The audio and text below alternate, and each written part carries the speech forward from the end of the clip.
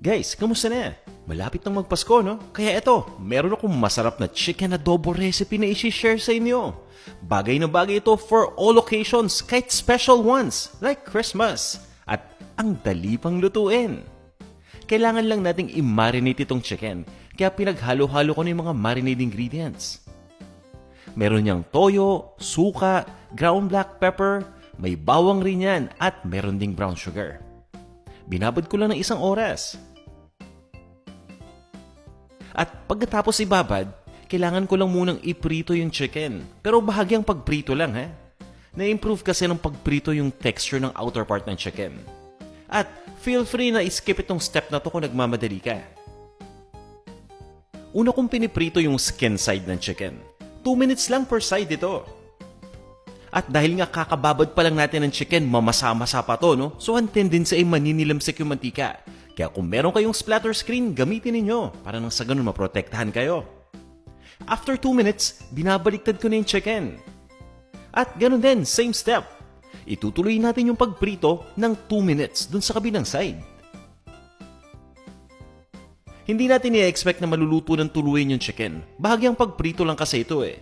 Tinatanggal ko lang muna yung chicken sa lutuan. Mamaya, itutuloy natin yung pagluto dyan. For the meantime, mag-gisa muna tayo. Kapag sinabi nating adobo, dapat maraming bawang yan. Kaya una kong ginisa yung bawang.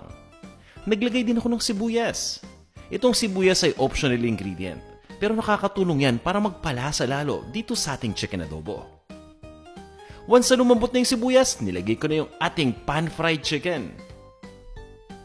At ginisa ko lang yan ng 1 minuto at pagkatapos ay nilagay ko na yung natirang marinade. Gumagamit din pala tayo ng oyster sauce para sa recipe na to. Imagine that, di ba? Napaka-flavorful na.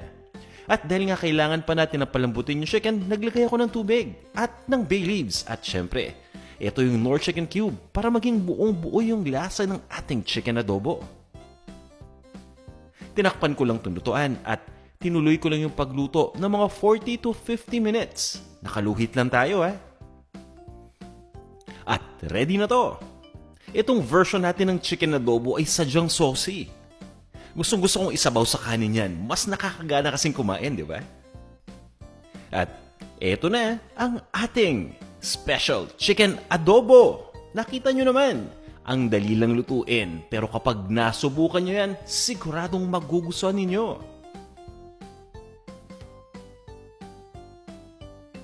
Kaya sana subukan nyo itong ating recipe, ha? Oh guys, tara! Kain na tayo!